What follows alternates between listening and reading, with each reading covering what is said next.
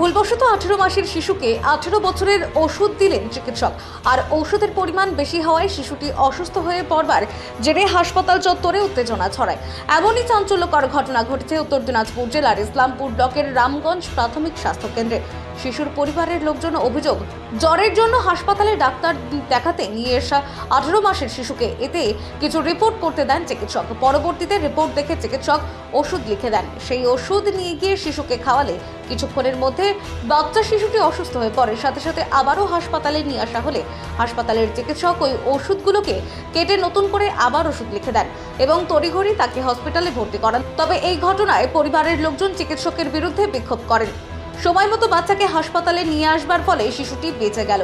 তবে এই বিষয়ে কর্মরত চিকিৎসক অভিষেক চৌধুরীর সাথে কথা বলা হলে তিনি জানান, ডোজটা বেশি যাওয়াতে একটু লুজ মোশন হয়েছে, তার জন্য আমি আবার ওরা সন্ধ্যাবেলার দিকে এসেছিলো, তখন সব ওষুধ আমি আবার চেঞ্জ করে দিয়ে দিয়েছি। কোন দিনকে আসছে? আজকে সন্ধ্যাবেলায় নিয়ে এসেছিলাম, আমি সবগুলো আবার চেঞ্জ করে দিই। মানে আপনি লিখেছিলেন স্যার?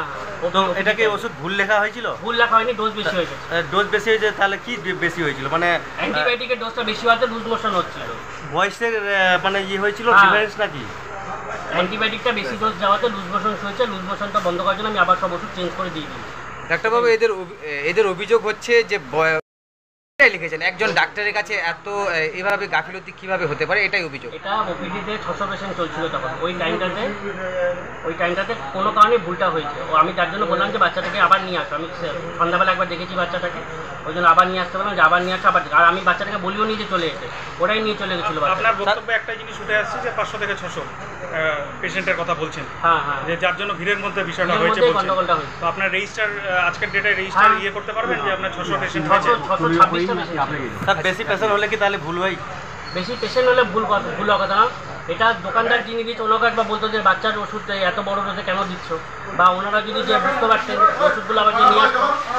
বর্তমানে শিশুটি রামগঞ্জ হাসপাতালে চিকিৎসাধীন রয়েছেন। তবে এই ঘটনায় অসুস্থ শিশুর পরিবার পুলিশের কাছে লিখিত অভিযোগ করবে বলে জানান। এ বিষয়ে অসুস্থ শিশুর দাদু জানান, ডাক্তার বলছে যে বাচ্চারা আমি কেমন আছে না আছে ওটা দরকার বলে বাচ্চাটা আমি আবার দেখবো, নিয়ে আসো বাচ্চারা। নিয়ে আসতেছে বাচ্চাটাকে। যদি বাচ্চার অবনতি দেখা যায় তখন আপনারা কী করবেন? তখন আমি কী করবো? তখন কী ডাক্তার যেটা করার সেটা করতে হবে। বাচ্চা তো শুধু আমার বাচ্চা না, সবারই বাচ্চা। আজকে আমার সঙ্গে করেছে, কালকে আরও সঙ্গে কারো করতে পারে। কটার সময় নিয়ে আসছিলেন এখানে? মোটামুটি টাইম তখন 11টা হবে। আউটডোরে দেখানো হয়েছিল?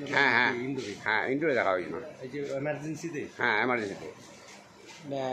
বিএমএইচের সাথে কথা বলেছেন? না, বলিনি। বিএমএইচে দেখা হয়নি। আপনার সাথে দেখা করলো? না, করেনি। আচ্ছা, বাচ্চার কি সমস্যা নিয়ে এখানে দেখাতে নিয়ে আসছে? বাচ্চাটার জ্বর ছিল। জ্বরটা প্রায় আজকে 1 মাস ধরে নামতেছে আবার উঠতেছে, নামতেছে উঠতেছে। আমি ভাবলাম কি এটা টেস্ট করা হোক, টেস্ট করেই আর কি এবার ওষুধ করবো। তোর মাকে বললাম, আমার বৌমাকে বললাম যে তুমি বাচ্চাটাকে নিয়ে যাও, বাচ্চাটা টেস্ট করে নিয়ে আসো। টেস্ট করার পরে হসপিটালে এসে হসপিটালে আর কি এই কীর্তিকাণ্ড করে চলে গেছে। কী টেস্ট করতে দিয়েছিল? আমি টেস্ট করতে দিয়েছিল শুধু জ্বরের। জ্বরটা বাচ্চারা নামতেছে না কেন, আবার 2 দিন 4 দিন থাকে, নেমে যায়, 2 দিন 4 দিন পর আবার জ্বর আসে। এটার জন্য নিয়ে আসা হয়েছিল। উত্তর দিনাজপুর থেকে অনুপ জয়সওয়ালের প্রতিবেদন, নিউজ টুডে।